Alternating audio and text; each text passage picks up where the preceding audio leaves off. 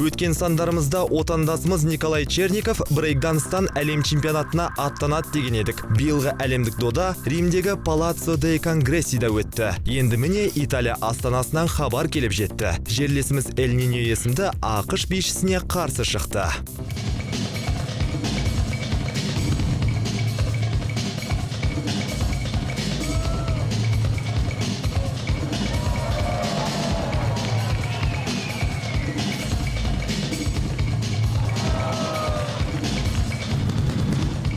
Өкінішке орай Коля қарсыласына есе жіберді. Алайда ол жердегі көрермендер әділдік болмады деп есептейді. Әлемнің үздік 16 бишісі қатысқан Red Bull BC1 ең ірі байқаулардың бірі десек артық айтқандық емес. Бұл біздің бишілер үшін үлкен жетістік. Себебі брейкданстан өткен әлем чемпионатына қатысқан алғашқы қазақстандық. Ал жарыстың жеңімпазы ақштан келген тағы бір бибой Виктор Эльмиро атанды. Кеш қонағы ретінде хип-хоп бишісі Les Twins және балерина Элеонора Абагнатты өнер көрсетті. Бұл отандасымыздың алғашқы ірі байқауы. Келер жылы күншығыс елінде өтетін аталмыш додаға аса дайындықпен барып, жеңісті жұлып әкеледі деген сенімдеміз.